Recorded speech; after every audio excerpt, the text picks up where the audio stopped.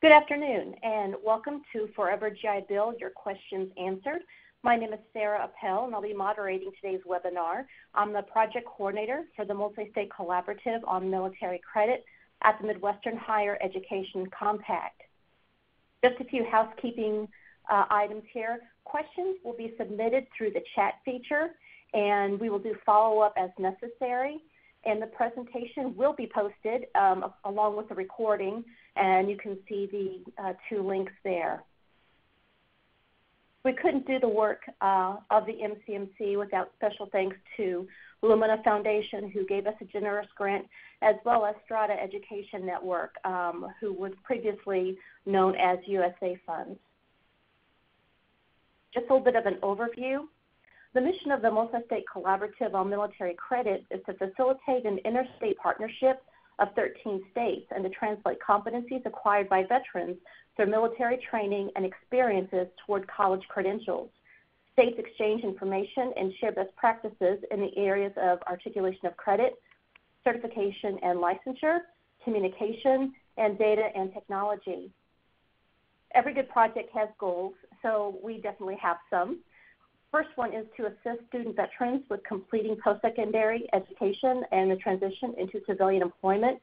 MCMC has established these following supporting goals. Assist states and post-secondary institutions in aiding military-connected students with critical life transitions from the military to post-secondary education and then from post-secondary education to civilian employment. Increase post-secondary education completion rates by creating models for the consistent, transparent, and effective awarding of credit for military training and experience that can be scaled regionally and nationally, thereby lowering the cost of education and reducing the time to completion. And number three, establish a strong network of support, communication, documentation, and data collection among institutions and organizations for the purpose of promoting shared interests and tracking the efficacy of efforts to enhance military-connected students' educational success. And again, we can't do the work that we do without support and participation by our 4 work groups: the articulation of academic credit, communication and outreach, data systems and technology, and licensure and certification. Today's presenter is Mr. Will Hubbard, who is the Vice President of Government Affairs at the Student Veterans of America. And Will, I'm passing it over to you. Great, thanks. I appreciate that intro, and certainly a big thanks to Mary and you, Sarah, for all of your hard work in putting this together. Hopefully we'll make this a very lively discussion, and I will try my best to reserve as much of the time as possible for questions. If we don't get to any questions, certainly feel free to follow up. All my information will be provided, and happy to stay connected. So to kick it off, I want to just real briefly go into just a rough background on SVA for those that may not be familiar. We've got about 1,500 chapters or so across the United States, actually making us the largest student-centric organization in the country. And our focus is really on empowering veterans through education. Just a quick look at our government affairs shop. It's a great team comprised of myself, and that's actually it. So really a strong group. But nonetheless, we've got a lot of different folks that have interned here, and then also just a great staff more broadly beyond government affairs. Our focus is primarily on executing policy, mainly at the federal level, on behalf of student veterans across the country. As you can see, we work with many partners, including committees on the legislative branch, not just the typical VA or veteran-focused committees, but also health, education, labor, and pensions over in the Senate, and then also the Education and Workforce Committee in the House, as well as the executive branch, various departments and agencies, including the White House, and plenty of external partners. It's certainly not comprehensive, but gives you a sense of some of the folks that we work with. The role that we have in policy generally, and this is good context to understand kind of what led up to the passage of the Forever GI Bill, the role that we're actually generally have is mainly on education and informing. A lot of offices, though their staffs are very bright, they get spoken to about a lot of issues, and so they're not necessarily subject matter experts on every particular topic. So it's usually very helpful when we can go in there and just explain sort of what the issues are. They typically get it pretty quickly, but there's definitely an education and informing piece to that. And that's actually a majority of what we do. We also spend a lot of our time gathering information, sharing information, testifying in various hearings, and then a small percentage of the work that we do, of course, includes lobbying, which is just very directly asking various members of Congress to support certain initiatives. There's just an example of some of the work that we do on the Hill as far as testimony goes, whether we're delivering oral testimony or doing a written submission. It's important for us to oftentimes get policy into the record. So the big question, how did Forever GI Bill happen? And many of you may recall back in April, late April, that there was the tax on troops or whatever you want to call it. But the initiative we were pushing forward with, which was Forever GI Bill back in April, had a bit of a blow-up, if you will, and garnered a lot of national attention. The reason for this was the pay-for, which is a prerequisite to have any kind of hearing, and now in today's Congress. The pay-for some folks didn't like, and that would have required troops to invest $100 a month, just like they did with the Montgomery GI Bill. In fact, many continue to do, and that was taken into contention. So it actually kind of worked out in our favor because ultimately it brought a lot of focus on this issue, and once we were able to capitalize on that, we then were able to move forward. So you see back in April, when it all kind of exploded, we heard from Congress, quote, discussion of the GI Bill is off the table for 6 months at least. They essentially, the message they told us was, don't even bother knocking on our door about this because it's not going to happen.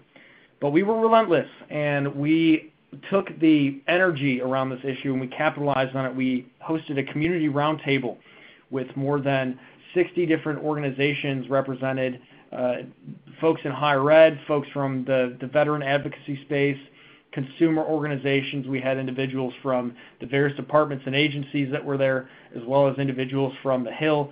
And so the question really for us was, okay, you guys don't like our approach on this initially, that's fine. You know, we were not necessarily married to that, but it sounds like there's a lot of opinions on this. So let's get what those opinions are. Let's understand these issues and try to move forward productively. We did that. It re-energized the effort.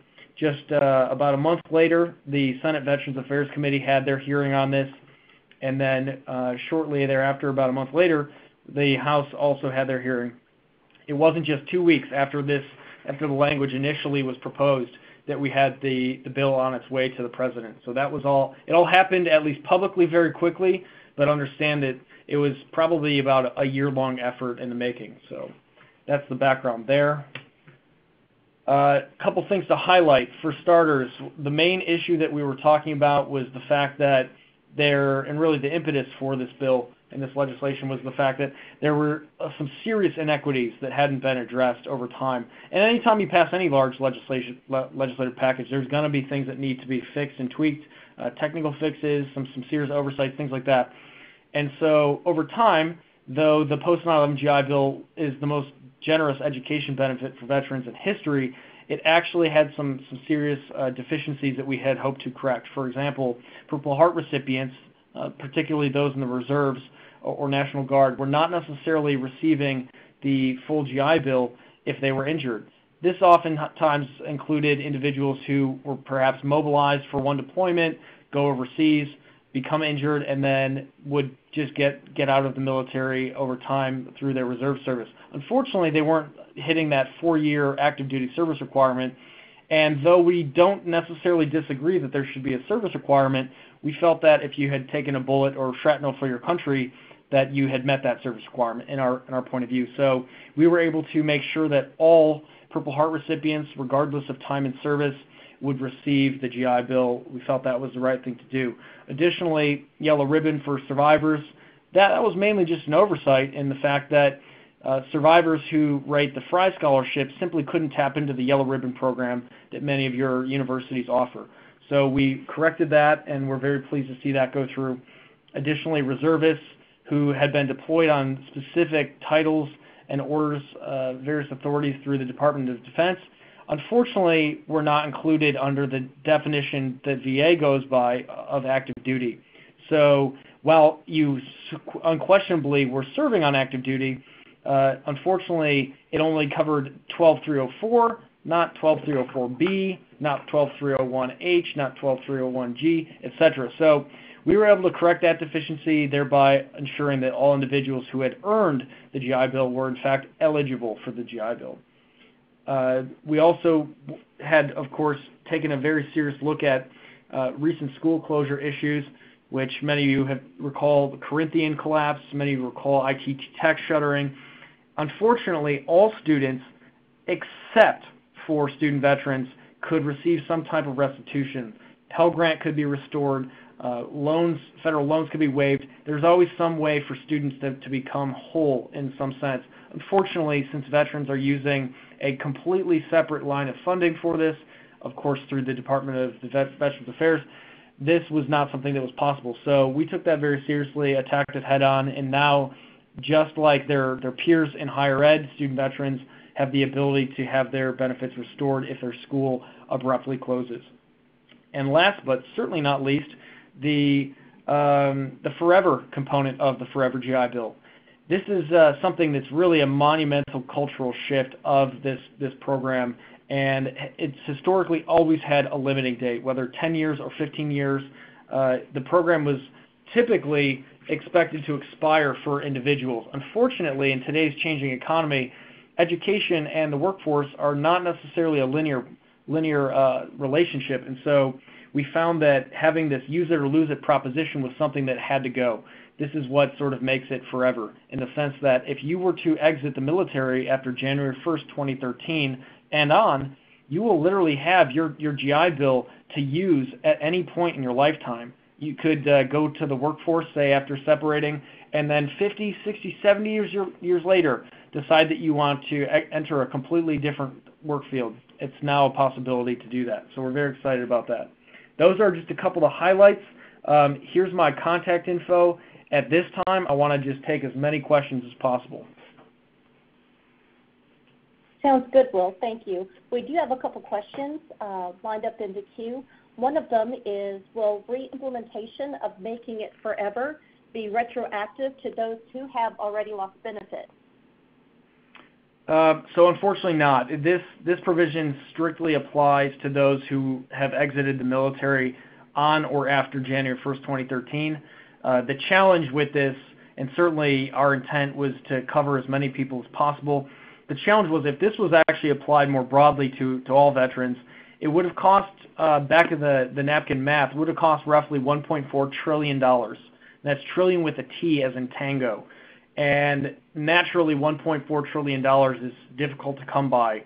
So that was unfortunately an impossibility. But our thought process was to ensure that the GI Bill was left better than we found it. So I was, I'll give you myself an example. I grew up, became an Eagle Scout, and I was always taught to leave things better than you found them. We think that we're doing that with the GI Bill in this case. And for those who perhaps are having a difficult time maybe necessarily accessing resources to go to school, we still encourage them to reach out because we've got a fairly deep network on that front. But that's sort of where the thinking was on that. Great. So the Forever GI Bill is not retroactive, bottom line, correct? Bingo. All righty. Another popular part of the new GI Bill has to do with STEM education. Can you talk to us a little bit about how that affects students utilizing their GI Bill benefits?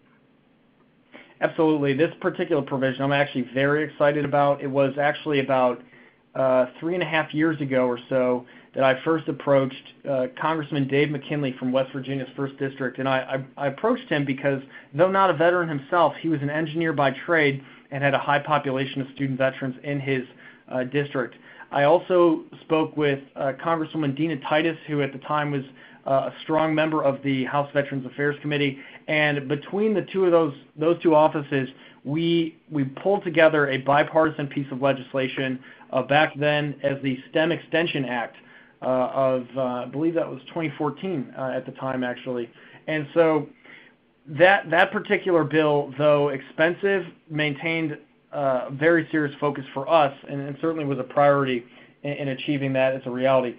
In this package, we were able to garner nearly $1 billion for a STEM scholarship based on that legislation. So we're very excited about it.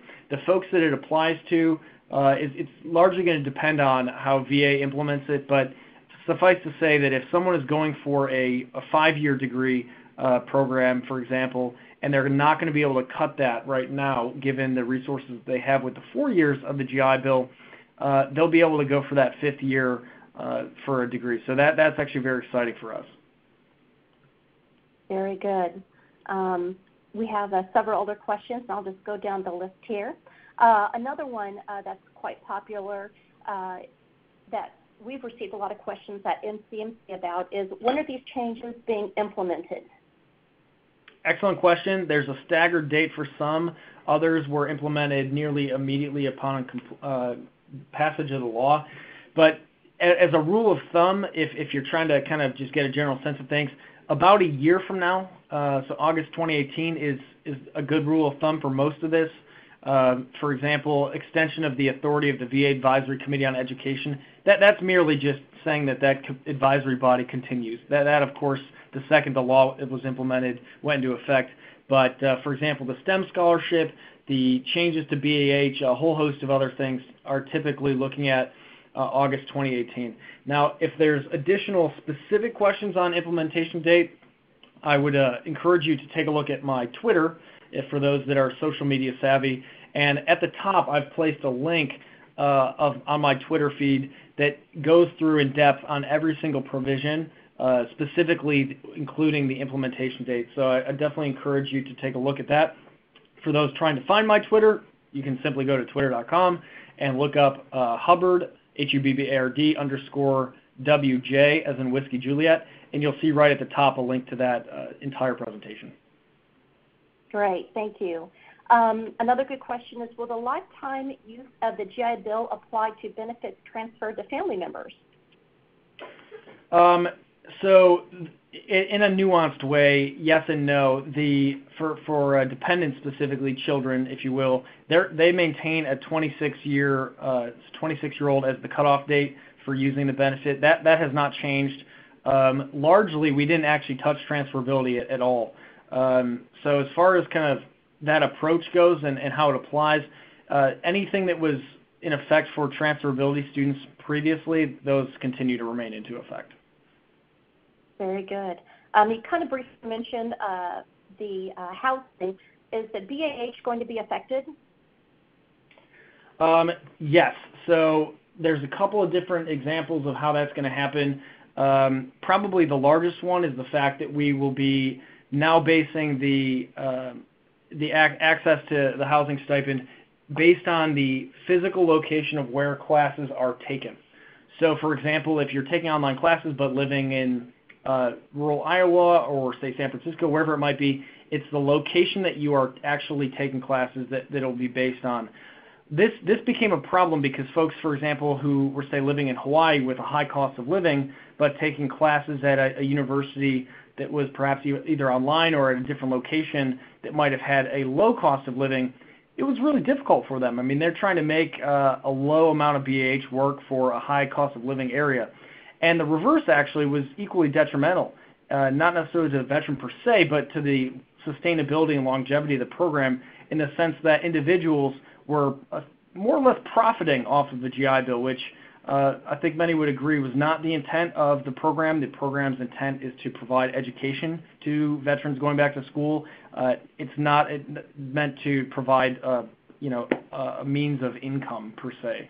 So that will affect some, but largely it's actually a cost savings for the overall program. And if the member's already receiving Post911 benefits, do they automatically convert to this new Forever GI Bill? Yes. So VA will be working through those processes, but there will be nothing that they need, no action that they necessarily need to take. Okay. And another question is, when you exit the military, are you saying exiting active duty? Yes. So separating from active duty service is what VA defines as exiting the military. For example, anytime you're given a DD-214. Very good. Next question is, the language in the law is clear that the 15-year restriction is removed for the member, but it's not clear for the family member. Do you know the intent and how it will be implemented by the VA? Yep. So as kind of referenced earlier, if you're a dependent, i.e. a child, you still maintain that 26-year cutoff. That has not changed. For others, if it was implemented on or after January 1st, 2013, you will continue to have the same access to these benefits as a service member would. Okay. Next question. Has anyone thought of asking the DoD to waive the ADSO requirement for retirement-eligible service members and transferring benefits to their dependents? That's an interesting question. The challenge is DoD, and specifically for anyone on ADAS orders, they handle that primarily at the service level as a requirement. So though, say for example, OSD, the Office of Secretary of Defense, has a lot of influence on that, they delegate that authority and the implementation of those requirements to each service. As such, each service handles them a little bit differently, which is a nightmare certainly for us, and I imagine for many folks on the call. That has not changed, though we are in active discussions with DoD and the service branches on making sure that there's a better way to handle how those transferability options are implemented. I want to also share, just for context, some data regarding that. Many of you may be familiar with the National Veteran Education Success Tracker, or INVEST for short. It's a piece of research that we had worked on for several years in the making, and really the follow-on research to the Million Records project that we produced in 2014. In that research, we found that, in fact, only actually about 8% or so of all GI Bill users were some sort of transferability student, perhaps either a spouse or dependent. As such, I just bring that up because I'd like folks to just realize that it's frankly a small portion of the population, I think a lot smaller than most individuals realize initially, which is not to say it's insignificant, certainly not the case, but most GI Bill users, in fact, are the veteran themselves. Very good, thanks. Next question. I have lots of soldiers attending from National Guard who were deployed. If they received a Purple Heart, are you saying that even though they only had 50% of the post-9/11 based on number of months deployed, they would now be eligible for 100% of the benefit? I'm very pleased and happy to say that, in fact, yes, they will get 100% of the benefit. Awesome. Once again, though the service requirement is the 4 years, we felt very strongly, and were joined in part by the Military Order of the Purple Heart on this particular provision, in the fact that if you had been shot for your country, you should be getting an education as an opportunity. And so we felt strongly about that. We're pleased to be able to say, yes, that is the case. Great. Another question, which is really interesting, talking about certifications. Does the Forever GI Bill expand approval of certifications, for example, getting a certification in cybersecurity? Well, there's a couple different components, actually, that touch on that point. One I'd like to call your attention to is the high-tech pilot of the program, which affords, in supplement to the GI Bill, not necessarily in place of, but in supplement or complement to the GI Bill, it would give them the opportunity to apply for shorter-term high-tech, like, say, coding boot camps or certifications. And it simply uses the GI Bill as a standard of eligibility.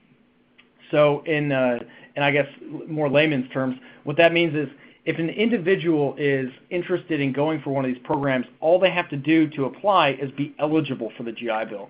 It's not to say they have to use their GI Bill months for that program. It's simply a standard to be able to apply to it. So we're actually excited that that was included. It represents about $70 million or so over a couple of years as a pilot program, and we're, of course, working closely with the VA on implementing that effectively. And another, I think you've already mentioned this before, but again, it's very important that we all understand this. Yep. Does this mean there's no limit to the length of entitlement you get, as in you can use it to go to school for as long as you want? So if that's a good point to clarify. No, that is not the case. You cannot be a forever student, fun as that would be. In fact, actually, just as a small aside, we kind of joke at SVA, or Student Veterans America, we oftentimes, when we're on the road, we hear about veteran students. And we often correct people and say, well, no, it's actually student veterans, no different than, say, student athletes. And we make the joke that a student veteran is a former individual who served in the military going to school, whereas a veteran student is someone who's doing that 5th year or 6th year lap as a senior. So in that particular case, they would actually fall under the veteran student category. No, this bill does not afford individuals to go to school forever. It simply means that the benefits they have do not have an expiration date on using them. Awesome. Kind of going back to the STEM question we had earlier about the 36 months, will that be reflective on the certificate of eligibility or the e-benefits? Yeah, so that would, it's hard to say exactly how VA plans to implement that. They're still working through some of those processes, but needless to say, the individual in their, the way the law at least is written, is in their final year of their education program. 6 months out, they would apply for that extension, and VA would just simply take a look. If they were eligible, they would have that granted. So it would be simple as that. Okay. We like simple. That's great. Tried to keep things simple. That's right. That's right. Our next question, again, I think is something very important to remember. Does a dependent that received transfer of entitlement fall under Forever GI Bill, or do benefits terminate 26 for children or 15 years for spouse? Yeah, so it's still the 26 years. That has not changed. As far as other transferability, i.e. spouse, they would maintain the ability to use the benefit just like any other service member. Very good. Next one is Post911 was more expensive than predicted. Is this new small cut to BAH enough to pay for previous problems and new expansions? Previously, we knew that the most people who use the GI Bill will use it within 6 to 8 years. And the second part of that question is, what is the prediction for GI Bill usage past the 15-year mark? Excellent questions. Certainly a lot to dig into there. To start off with, I want to just make sure folks are as clear as possible on one small point, and that is to say that the pay for or the offset, i.e. the payment mechanism that's covering the cost of this overall bill, making it budget neutral, is actually not really a cut. So this is going to sound very DC wonky, but as individuals had continued to receive increases on their housing stipend over time, including those in DOD, a couple years ago, DOD realized that those increases over time were simply unsustainable, so they started to gradually scale it back. Nobody in that pool was necessarily getting less money per se. They simply weren't getting more money. So it was a decrease on the increase, as silly as that sounds. And unfortunately in DC that is perceived as a cut, but really the fact remains that individuals month to month would not necessarily be getting a reduction in their pay. That was important to us, both for maintenance of lifestyle and the fact that we didn't want an individual one month to be getting, say, $1,500 for BH, and then the next month only $1,000. I mean, that would be a significant challenge. So that we do not anticipate to be the case in this particular situation. It's just a slowed growth rate, if you will. So I just want to clarify that because a lot of folks, I mean, the word cut, especially in DC, people get very antsy about it, but really that was not the case in this particular situation. As far as the fixes and being able to afford some of the other fixes, I can tell you that the score or the overall amount that we had to work with as estimated by the Congressional Budget Office, or CBO, was roughly $3.45 billion, which to me sounds like a lot. I'd love to have $3.5 billion in my bank account. Unfortunately, in D.C., when you put it in terms of the rest of the budget, it's actually not nearly as much as it sounds like. For context, for example, the Department of Defense just passed their annual budget, and they're looking at about $700 billion over the course of 1 year. So this is $3.5 billion over 10 years. So just apples and oranges, we're looking at $350 million versus $700 million if you compare it to DOD's budget. So it's not nearly as much as we'd hoped, but nonetheless, we were able to really stretch that dollar pretty far. There's nearly 30 provisions that directly and indirectly support student veterans on campuses, as well as those who are working closely with them, such as school certifying officials and others. So we're actually pretty pleased to see how that worked out. And the next one, I think, is also a very important question. How are service members and veterans going to be made aware of these changes, especially those who are not already in college or at a university? That is an excellent question. We've been working closely with the White House, the Department of Veterans Affairs, Congress, our own organization, many other organizations who we work with, such as the VFW, the American Legion, Vietnam Veterans of America, Got Your Six, Military of the Purple Heart, Tragedy Assistance Program for Survivors, and many others. The coalition that we pulled together to get this legislation through was, by the end, well over 60 organizations, all of whom have a direct interest and stake in this particular topic. So we've been doing our best to strongly assert and spread the message of the new law coming into effect. It's going to take time for individuals across the board to have full awareness of this law, but for individuals that perhaps are not necessarily paying attention to some of the communications that we're blasting out, the VA ultimately is going to be the determining factor for those specific individuals when they apply for GI Bill eligibility. Once all of those processes are in place by August 2018, when an individual applies for a certificate of eligibility, no different than they do today, the VA will have their processes in place to alert that individual for what their eligibility is. As far as those that perhaps, say, got out after January 1st, 2013 and on, are interested in using their GI Bill maybe 20 years down the road, that'll be a possibility. I mean, there are individuals today who don't even realize that there's an expiration date on their benefits, which tragically is frankly very unfortunate. But there's no time like the present to go back to school. Unfortunately, that's not the case for everybody, and so now with this new law, they'll be able to do that later.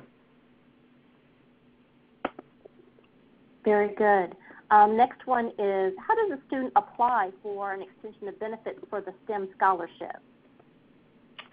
So VA is still working those processes out, but the way the law is written would allow them to 6 months out from hitting that sort of end stop to their benefits. They would simply in that period apply for an extension, and if eligible, they would receive it up to the max amount of that scholarship across the country. Once we hit, for the first year, it's $25 million. The next 3 years are $75 million, and then thereafter it's $100 million. Once that cap is reached, then individuals will be tapped out. It's going to be on a first-come, first-served basis, so individuals that are considering that as something that they'd like to pursue, I highly encourage them to pursue it sooner than later, but again, that's not going to be implemented till 2018. Okay. Does the Forever GI Bill replace any previous chapters, or are these changes just being implemented within these existing programs? It's the second part. So these changes will be implemented to the Post911 GI Bill, Chapter 33. And I'm not sure exactly how VA is going to work that out in terms of their messaging. I know there's going to be, at least for a period of time, sort of two different cohorts, some that will be grandfathered into the old system, and then certainly after 2013, those who are on the new system. So that's something that they're still working out, but it does not necessarily establish a new chapter and simply does apply to the old language in that sense. Okay. What about TOE for Post911? I'm not, TOE? Not familiar with that acronym. Okay. If the person who asked this question can maybe send us a little bit more information, we'll be happy to revisit that one. Next one is, transfer entitlement. Okay. Oh, okay. Yeah, so TOE is transfer entitlement. So thank you for like the 1,000 people now responding.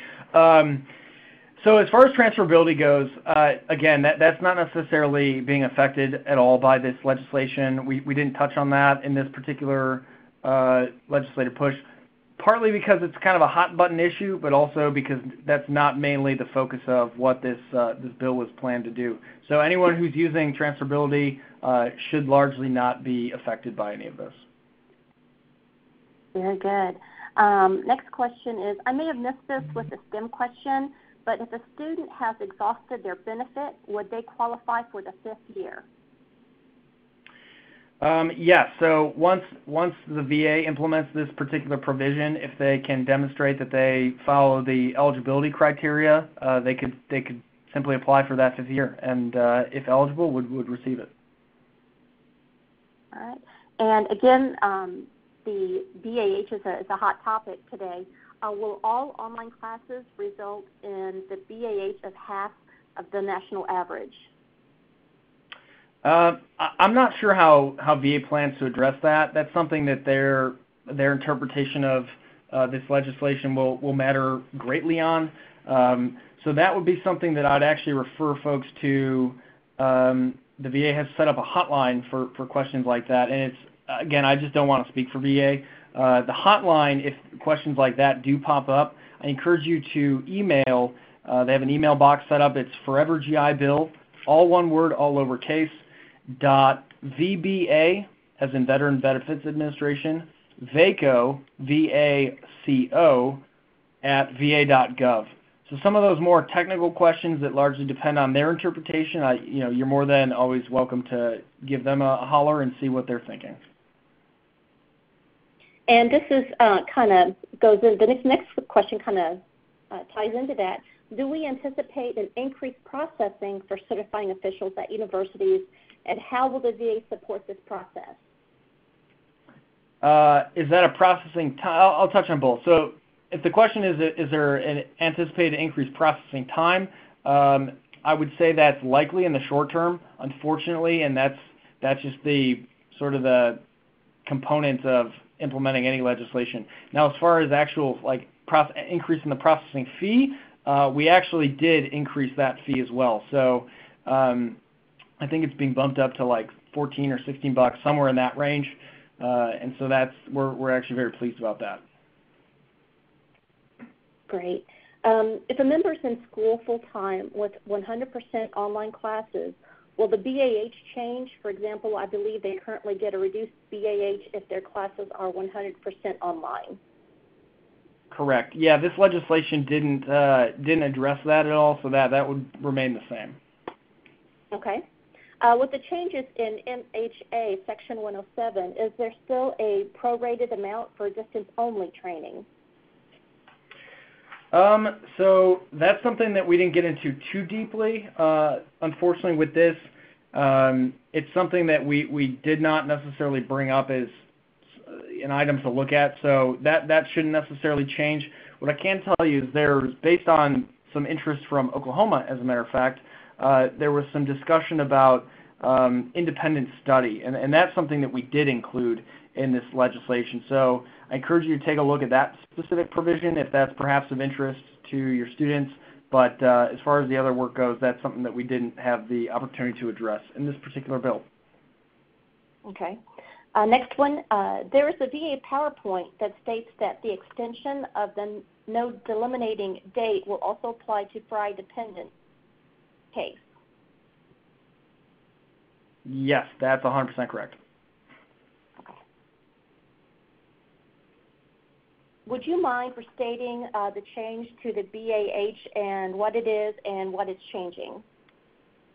Yep, no worries. So to start off with, for context, there were some examples of individuals taking classes in a location that was either much higher or much lower as a cost of living than the actual place that they were receiving BAH based on. So for example, you might have been living in rural Iowa and taking classes in San Francisco. In such a case, you would receive a high BAH, though your cost of living was actually very low, thereby essentially profiting off of the program. That was never within the intent of the GI Bill, which is, of course, focused on encouraging individuals to have the opportunity to go to school. It was not a jobs program, if you will, at least by the strict sense of the word. So in other cases, it was the exact opposite, where an individual was being harmed by the fact that they could not afford to live where they were living based on the amount that they were getting in BAH, which perhaps would have been at a university with a low BAH amount. What we've done is changed that so that individuals who are going to they'll be receiving BAH based on where they are taking the classes. So if you're taking classes in a certain location, you should be getting the cost of living for that same area. There shouldn't be any difference or discrepancy. And unfortunately, this oftentimes caused a lot of fraud, waste, and abuse. Schools were setting up in various locations based on the fact that it had higher BAH. That's not something that we ever wanted to see. and was really not within the intent of Congress. So that has been modified. Okay. Will this benefit apply to veterans using Voc Rehab? This does not change Voc Rehab at all. So that program continues to operate exactly as it has. If I was on active duty in 2012 and now currently serving in the reserves but haven't been activated since 2012, does my limiting date now become the forever? As a basis, if you have a DD-214 on or after January 1st, 2013, that's when the date that they go off of. I say DD-214 because that's the separation paperwork that you receive when you get off of active duty. So that would be the date that they go by. Okay. Are any of the components retroactive, for example, the Purple Heart reservist, thus making the recipient eligible for back pay? Back pay would probably be the wrong word to use. Some of these are, in fact, retroactive. Actually, the biggest one that is retroactive that I'd call your attention to is the 12304B issue with reservists. That one specifically goes back to the passage of the original Post911 GI Bill. And many of these other inequities, in addition, are retroactive in the sense that if you, moving forward, were to use your benefit then, you would have that capability, whereas before you did not necessarily have that opportunity. But as far as back pay goes, i.e., I've already used the benefit and now I rate this, I feel I would rate this had I gone back in time, unfortunately there will be no back pay on this. That would have simply been wildly expensive and not something that we could have maintained. And is there a change in payment tiers for National Guard and Reserve members? It depends on what that individual situation is. For example, if you are, say, a reservist who deployed on the 12304B or 12301H or 12301G medical orders in some cases, individuals in that particular situation will, in fact, receive GI Bill, whereas prior they had not had the opportunity to receive it at all.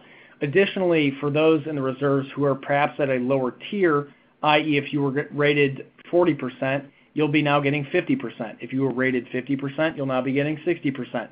So it's a consolidation of the tiers at the bottom levels. We felt that was important based on the fact that the National Guard and Reserve members have provided a significant service to the United States, and they've been under strain for now 16 years and being used in ways that they never had been before. So at those bottom levels, they'll get a 10% bump. All right. Here's a question near and dear to my heart.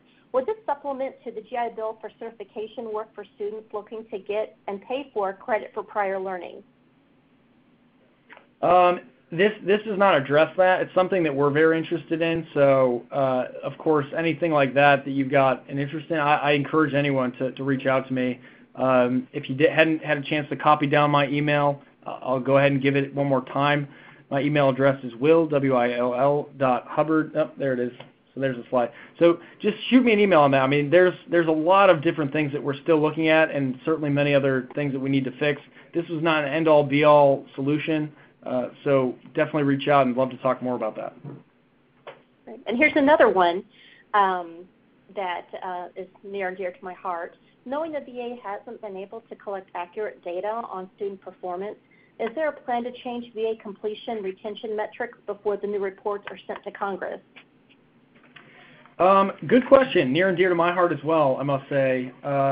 What we've actually asked for VA to be required to do moving forward is, in fact, report various data and metrics to Congress moving forward. Section 114 is that requirement. I definitely encourage you to take a look at that. It's something that's important to us for the very specific reason that the sustainability of the program largely rests on the fact that we can show a return on investment. The second that we stop being able to show America the value of the program and the return on it, that's the day that the program goes away. And that's actually a big component of why we've been so focused on research ourselves with both the Million Records Project and Invest. And so that's something we're very excited to see and have included in there and look forward to seeing VA's reports moving forward. Great, thank you. This next one is regarding the Purple Heart. For the Purple Heart component of the legislation, is that retroactive? For example, reservist with a Purple Heart separates from service in August 2013, enrolls in school with 50% of the GI Bill, attends school for 2 years at that rate. And if they're still enrolled when they receive 100% of the benefit for the remaining months, will they be reimbursed for the difference between 50% to 100%? So they will not be reimbursed, unfortunately. Again, that would have been too expensive across the board to apply that retroactivity to all components. However, moving forward, that same individual, in fact, will receive the increased rate of 100%. And this next one, can you talk about the extra requirements for SEOs? Yes, so it's not really, I wouldn't call it necessarily extra requirements per se. What the law requires is that schools recognize that training provided to school certifying officials from VA it's now a requirement. Unfortunately, we had seen in too many cases examples where the school had said, well, the training is not a requirement, therefore you don't get to go, or you don't get to participate, etc. Yet many of us, I think, would recognize the importance and value of the training that was being provided by VA on that front. So to put that debate to rest, we simply have the law include that as a requirement, and so there's not any discrepancy on that moving forward. Great. The next one is about STEM education. Will the Prize Scholarship beneficiaries be eligible for that STEM extension? Unfortunately not. The STEM extension or STEM scholarship applies to veterans exclusively. Okay. And here's another one about STEM. I'm wondering if the additional months through the STEM scholarship will also allow the payment of yellow ribbon funding. Yes, so that would actually be a good question for VA. I don't know the answer to that one. I would presume yes, but I don't want to speak for VA. Again, that's going to be largely up to their interpretation on that. So great question, and one that we will have to follow up on. And who determines from where the student is taking an online course? Is that certified by the school or the student? Yes, it's the university. And separate from the Forever GI Bill, does SVA intend to address the problems related to BAH and hybrid coursework, which VA defines as distance learning? Distance learning in general is something that we're very interested in. I think there's probably quite a few examples of hybrid learning models or distance learning models that do provide a lot of value, and largely higher education as an industry, we feel, has not necessarily done as good of a job we think as it could in keeping up with a non-traditional population. So I think there's a lot of opportunity to address that. This program does not or this legislation, again, does not necessarily address that specifically, but I'd encourage you to follow up with me and let's speak about that further, because that's something that we're very interested in looking at. Great. And would you one more time please give us the email address for the VA hotline that you mentioned earlier? Sure thing. So I will read it out, but also you can go to my Twitter and have it posted there as well if for some reason you miss it. But it is Forever GI Bill, all one word, all lowercase, .VBA, as in Veterans Benefits Administration, VACO, @va.gov. Very good. Thank you so much. And again, we're talking about the BAH here. Somebody commented that I think your Iowa-San Francisco example is incorrect. A student living in Iowa taking all online courses from an institution in San Francisco would receive BAH for half of the national average, not the rate for San Francisco or Iowa. So that is technically correct, yes. I use that as an example just for graphic illustration, but if an individual is taking 100% of their classes online, they would continue to receive the online rate, which is no different than before. That's something that is unaffected by this legislation. And will the STEM provision apply to graduate degree programs? Yes. So that particular component applies to anything from a four-year degree up through graduate degrees, and we're pretty excited about that. Great. There seems to be some confusion around the use of GI Bill benefits and federal voc rehab. Does one's use of voc rehab go against the Forever GI Bill entitlement? No, they're entirely separate programs. If you rate the Post911 GI Bill or Chapter 33 now to be the Forever GI Bill, that should not affect your ability to receive any kind of voc rehab. They operate as fundamentally separate programs. An individual potentially could use one or the other, so they don't necessarily mix at all. Okay. And another good question we have here is, does boot camp count towards active duty time?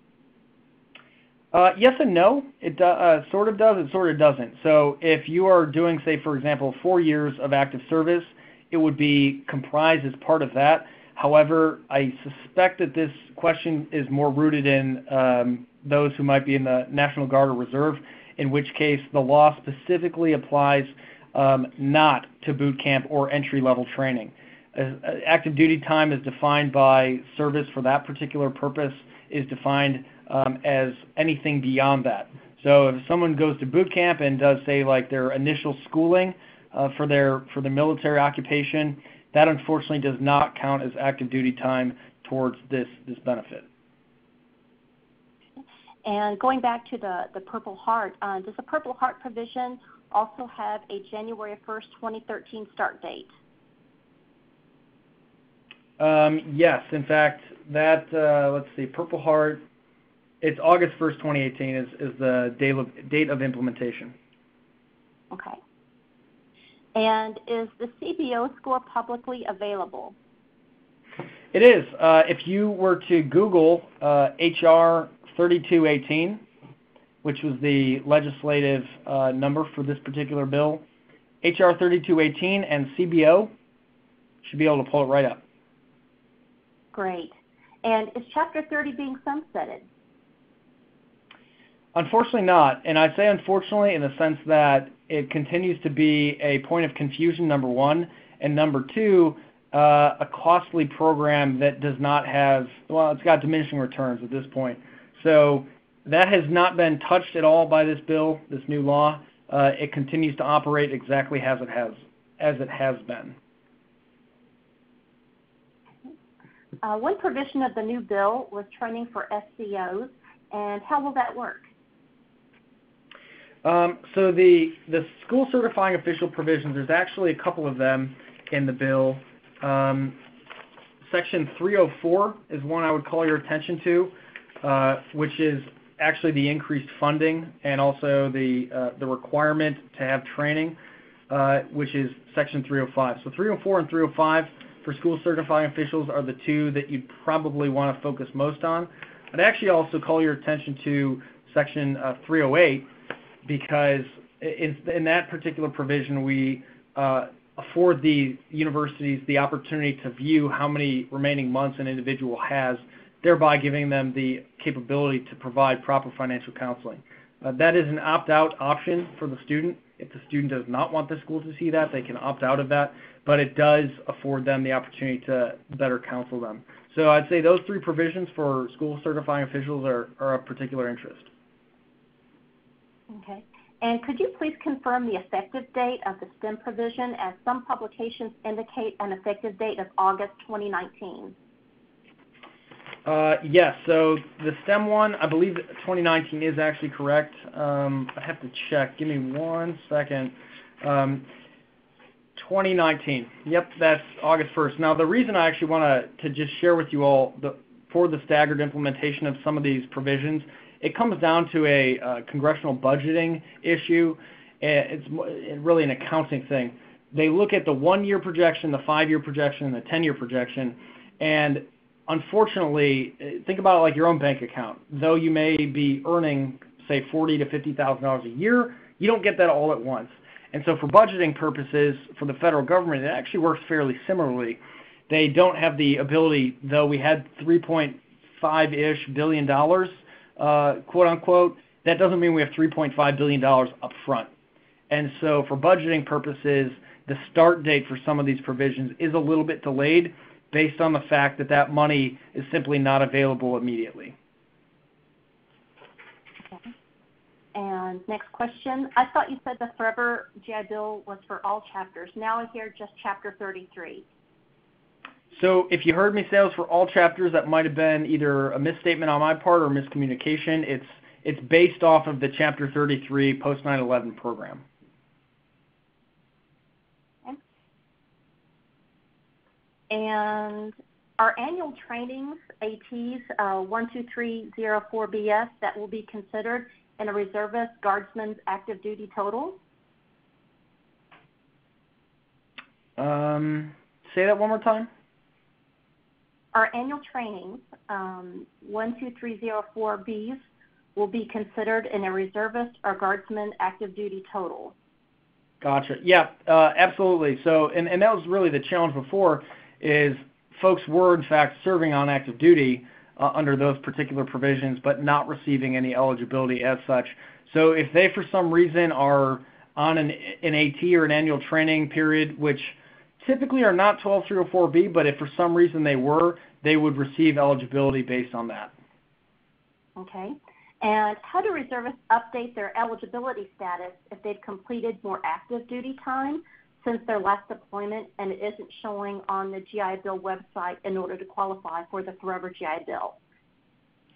In that case, I would definitely recommend reaching out to VA to ensure that a caseworker is able to look at their particular background. Typically what they'll do in that case, if they reach out, and they can call the 800 number or email the inbox, what VA will do is reach directly out to DOD to take a look at their eligible service and confirm it based on that. That way, the site, regardless of whatever else is showing up, the VA then is getting 100% accurate information. I know from experience, both personally and professionally, that sometimes their site can be a little bit off. So if that appears to be the case to an individual, I just encourage them to reach out to VA directly to confirm that. Okay. And just to clarify, anyone receiving Post-911 benefits before 2018 and have not exhausted their benefits will be grandfathered into the Forever GI Bill. So individuals would not be grandfathered. Well, if they got out on or after January 1st, 2013, and they have not fully expended their benefits, they in fact would have the remaining benefits indefinitely. If they got out before January 1st, 2013, nothing, unfortunately, in their case would necessarily change. Very good. Well, we're getting close to running out of time, and I think we've got a little bit left for one more question. And is the VA considering having the training accredited so that the person receiving the SEO training could receive a credential? Ooh, that's a good question. I would hope yes, but that's something for the VA to answer. All right. And, okay, one more real quick. Institutions of higher ed play an important role in certifying military-affiliated students for benefits.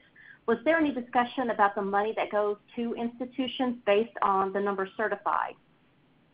Yes, there was discussion about that, and in the school certifying official provisions that I mentioned, one of the requirements is that if the university has over 100 students, that money would have to be specifically accounted for and just not thrown to the, say, the general fund, which was standard practice previously. The reason for this is both accountability as well as making sure that the funding is actually spent specifically on supporting student veterans.